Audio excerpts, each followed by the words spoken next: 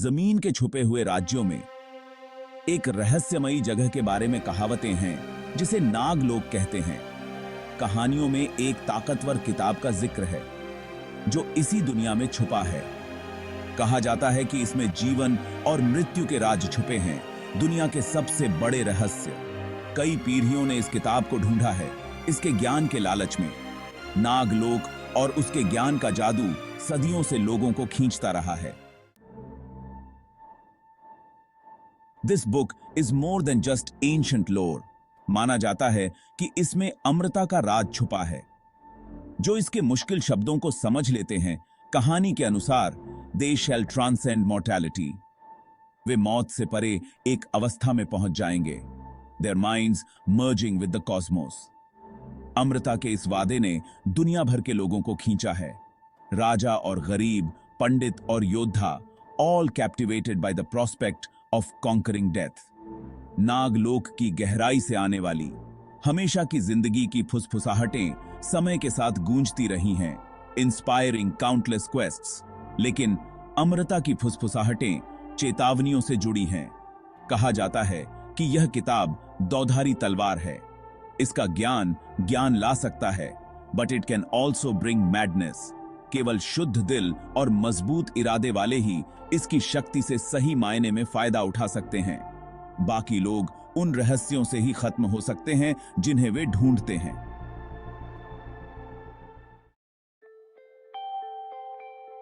नागलोक की किताब भाग 3 उन बुनियादी सवालों में जाती है जो इंसानों को शुरू से ही परेशान करते रहे हैं। जिंदगी का मतलब क्या है? मौत के बाद क्या होता है? ये वो रहस्य हैं जिनको यह किताब सुलझाने का वादा करती है। यह जीवन और मृत्यु के बीच के खेल को दिखाती है। कहा जाता है कि इस किताब में पुरानी भविष्यवाणियां हैं जो इंसानों के भविष्य के बारे में बताती हैं, सभ्यताओं के उत्थान और पतन के बारे में। यह उन छुपी हुई ताकतों के बारे में बताती है जो लोगों और देशों की किस्मत तय करती हैं। इसके पन्नों में छुपा ज्ञान अद्भुत और डरावना दोनों है। यह जीवन और मृत्यु के बारे में सिर्फ बातें ही नहीं करती, यह एक अच्छी जिंदगी जीने के बारे में, मौत को शांति से स्वीकार करने के बारे में और आगे की यात्रा के लिए तैयारी करने के बारे में सही राह दिखाती है।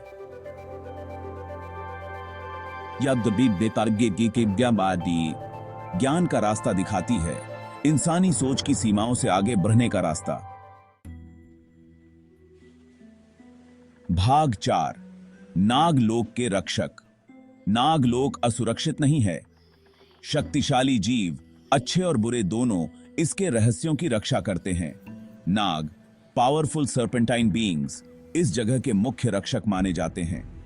वे अपने घर और उसके ज्ञान की बहुत जोर से रक्षा करते हैं। नागलोक में और भी जादुई जीव रहते हैं। कुछ मददगार होते हैं, guiding those who seek enlightenment. दूसरे दुश्मन होते हैं, सीकिंग टू थ्वॉट those who would disturb its sanctity. Naglok की यात्रा साहस और दृढ़ता की परीक्षा है, a gauntlet that only the most resolute can overcome. Naglok के रक्षक सिर्फ शारीरिक बाधाएं नहीं हैं, वे उन अंदरूनी संघर्षों का प्रतिनिधित्व करते हैं जिनका सामना ज्ञान की खोज में लोगों को करना पड़ता है। वे उन शंकाओं, डरों और प्रलोभनों का प्रतीक हैं जो ज्ञान की खोज को बिगाड़ सकते हैं। इन अंदरूनी रक्षकों पर विजय पाना उतना ही जरूरी है जितना बाहरी रक्षकों पर। जब बात है भाग 5 ज्ञान की यात्रा। नागलोक की यात्रा सिर्फ एक शारीरिक यात्रा नहीं है, यह एक आध्यात्मिक यात्रा है, a journey of self discovery.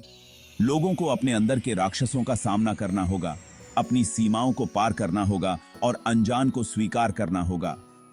ज्ञान का रास्ता चुनौतियों से भरा है, लेकिन इसका फल बहुत बड़ा है। यह यात्रा ज्ञान की गहरी इच्छा से शुरू होती है, a desire to understand the mysteries of life and death.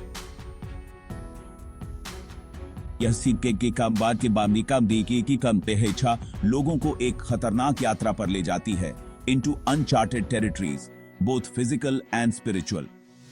यह यात्रा उनके इरादे की परीक्षा लेती है, उन्हें उनकी सीमा तक धकेलती है। रास्ते में लोगों को अच्छे गुरु और खतरनाक दुश्मन मिलते हैं। वे खुद के बारे में और अपने आसपास की दुनिया के बारे में बहुमूल्य सबक सीखते हैं। वे अपनी छुपी हुई ताकत का पता लगाते हैं और अपनी छुपी हुई कमजोरियों का सामना करते हैं। नागलोक की यात्रा एक बदलने वाली अनुभव है that transforms them to their very core। भाग 6, परीक्षाएं और कष्ट। नागलोक का रास्ता परीक्षाओं और कष्टों से भरा है। लोगों को खतरनाक रास्तों से गुजरना होगा, चालाक जालों से बचना होगा एंड कन्फ्रंट फॉर्मिडेबल फोर्स। यह यात्रा उनकी शारीरिक और मानसिक सहन शक्ति की परीक्षा लेती है, उन्हें निराशा के कगार पर धकेलती है। केवल दृढ़ यह निश्चयी लोग ही आगे बढ़ सकते हैं। ये परीक्षाएं सिर्फ शारीरिक चुनौतियां नहीं हैं, ये चरित्र की भी परीक्षाएं हैं। लोगों को प्रलोभन का विरोध करना होगा, डर पर विजय पानी होगी and maintain their integrity in the face of adversity. Naglok की यात्रा एक परीक्षा है जो चरित्र की ताकत को मजबूत करती है। रास्ते में आने वाले कष्ट लोगों की हिम्मत तोड़ने के लिए नहीं हैं, वे दिल को शुद्ध करने और इरादे को मजबूत करने के लिए हैं। हर पार की हुई चुनौती इंसान को ज्ञान के करीब लाती है। नागलोक की किताब भाग 3 में छुपे ज्ञान के करीब। नागलोकमध्य भाग 7, रहस्यों का खुलासा।